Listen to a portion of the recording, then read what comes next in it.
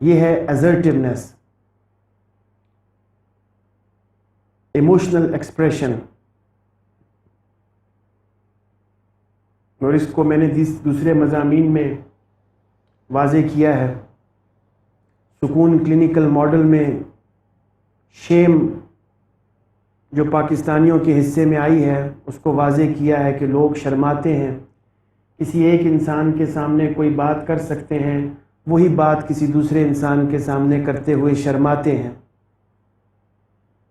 تو اس شرم سے خود اعتمادی کا فقدان پیدا ہوتا ہے، سیلف اسٹیم لو ہوتی ہے. انسان کو اس قابل ہونا چاہیے کہ وہ اپنے جذبات کا برملا اظہار کم از کم کر سکے. اس کو assertiveness کہتے ہیں.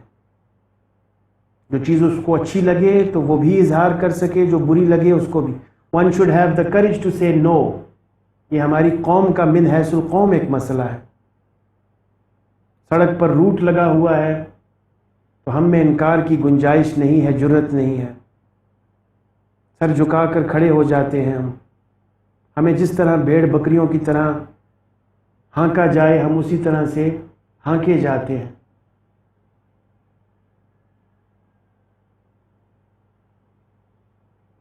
کسی ایک چیز کو جس کو ہم غلط سمجھتے ہیں، کوئی بھی پالیسی ہو یا کوئی رویہ ہو، سماجی رویہ، اس پر ہم اپنے جذبات کا اظہار نہیں کر پاتے.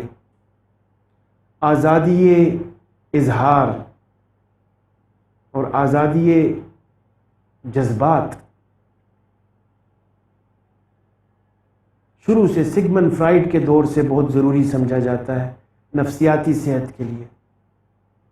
اسی کے اپوزیشن میں ہے سپریشن اور ریپریشن. تو جو جس چیز کا انسان اظہار نہیں کر پاتا اس کو یا تو سپریس کرتا ہے لاشعور میں یا ریپریس کرتا ہے. تو فوری اظہار بہت ضروری ہے.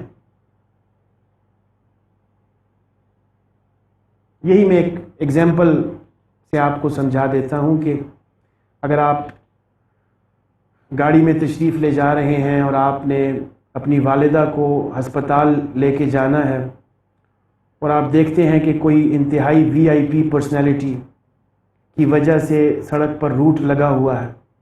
اب آپ کو ذہنی کوفت شروع ہو گئی ہے، کیونکہ آپ مشین نہیں ہیں، آپ روبوٹ نہیں ہیں، آپ انسان ہیں.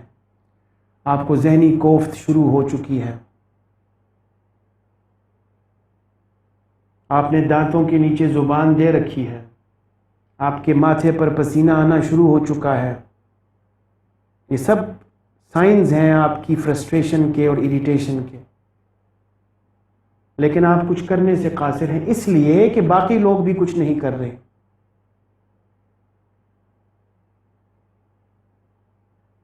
چونکہ باقی ارد گرد کے لوگ بھی برداشت کر رہے ہیں، لہٰذا میں بھی برداشت کر لیتا ہوں.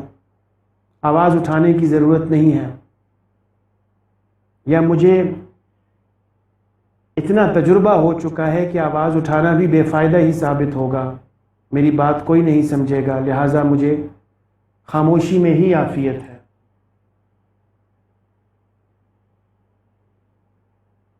یہ میں آزاد شہری ہوں، یہ میری آزادی یہ ہے. آج کل تو کورونا کے پرسپیکٹو میں لوگوں کو، ایون امریکنز کو، یہ نفسیاتی احساس ہو رہا ہے کہ وہ کس حد تک آزاد ہے اور کس حد تک غلام ہے.